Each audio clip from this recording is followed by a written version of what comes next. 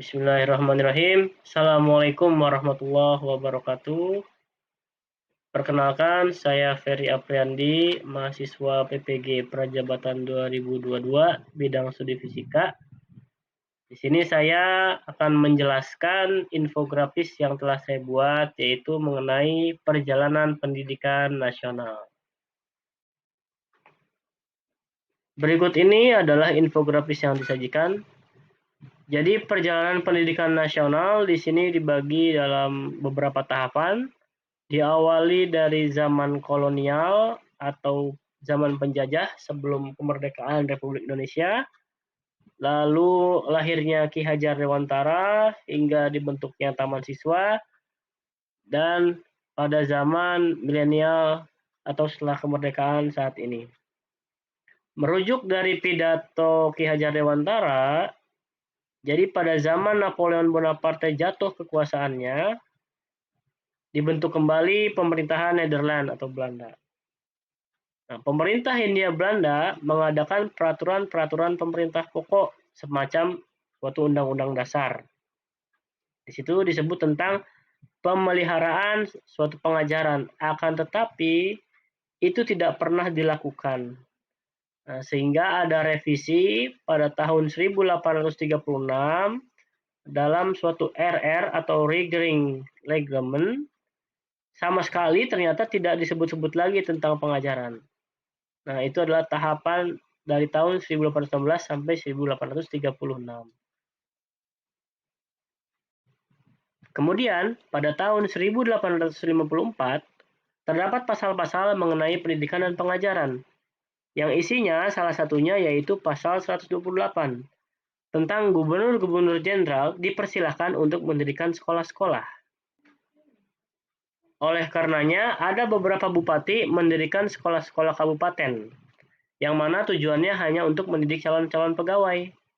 Nah, kemudian didirikan Sekolah Bumi Putra. Sekolah ini didirikan di Salak, yang kemudian pindah ke Magelang, lalu ke Bandung pada tahun 1866.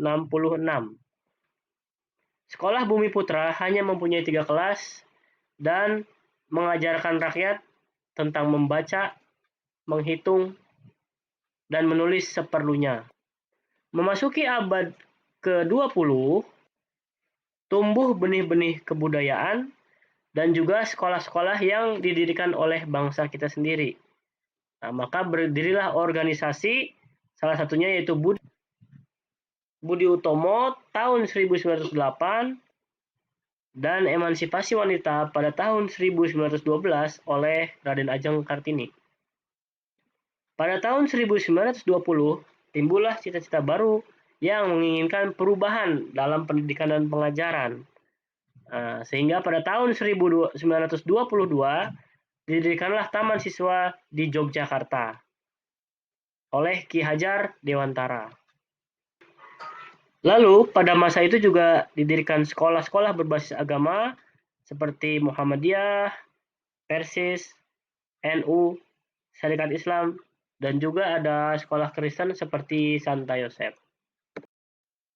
Setelah lahirnya Ki Hajar Dewantara dan didirikan Taman Siswa, kita berlanjut ke zaman setelah kemerdekaan.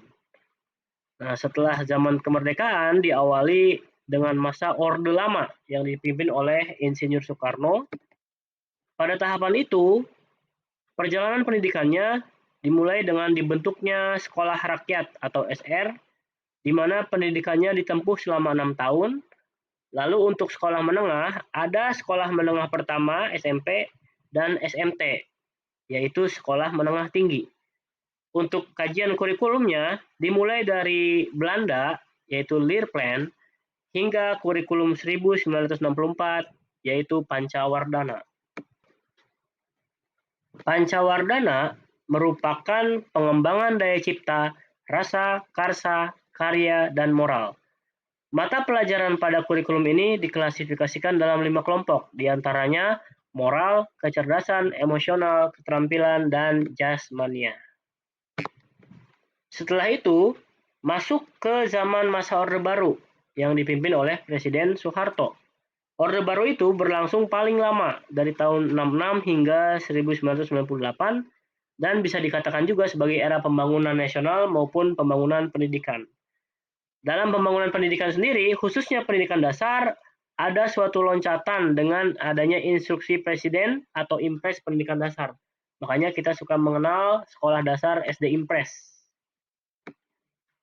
Mengenai penilaiannya, diseragamkan melalui EBTANAS untuk kelulusan sekolah dan UMPTN untuk tes masuk perguruan tinggi. EBTANAS merupakan evaluasi belajar tahap akhir nasional, sedangkan UMPTN adalah ujian masuk perguruan tinggi negeri. Nah, ini tujuannya untuk menilai kemampuan intelektual peserta didik. Setelah masa Orde Baru, kita beranjak ke era reformasi. Pada era reformasi, telah memberikan ruang yang cukup besar bagi perumusan kebijakan pendidikan baru yang bersifat revolusioner.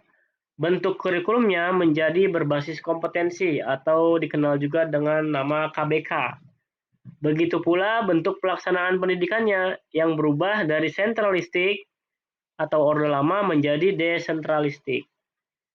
Lalu pemerintah memprioritaskan anggaran pendidikan sekurang-kurangnya yaitu 20% dari APBN atau anggaran pendapatan belanja negara.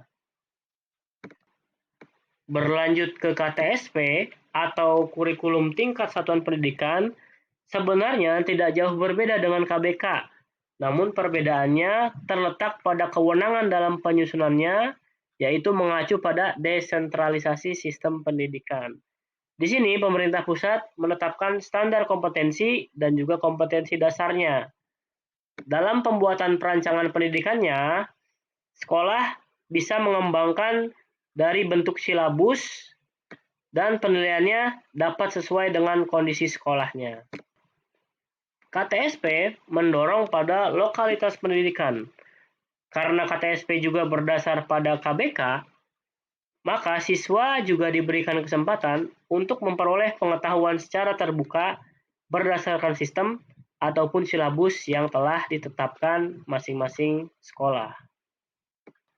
Selanjutnya disempurnakan dengan dibuatnya kurikulum 2013.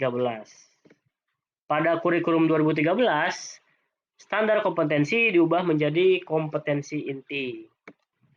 Pada pelaksanaan kurikulum 2013, ternyata terjadi pandemi virus corona dari 2020 awal tahun sehingga pemerintah menerapkan kurikulum darurat yang mana ada beberapa bab materi ajar yang dikurangi dan lebih disederhanakan. Saat ini pandemi mulai mereda. Kurikulum terbaru saat ini yaitu kurikulum Merdeka, di mana prinsip kurikulum ini adalah lebih fleksibel dan berpusat pada peserta didik dalam kegiatan belajar mengajar. Demikian penjelasan singkat dari infografis perjalanan pendidikan nasional yang telah saya buat. Semoga bermanfaat dan mohon maaf atas segala kekurangan yang diberikan. Akhirul kalam, wabillahi taufiq wal hidayah. Wassalamualaikum warahmatullahi wabarakatuh.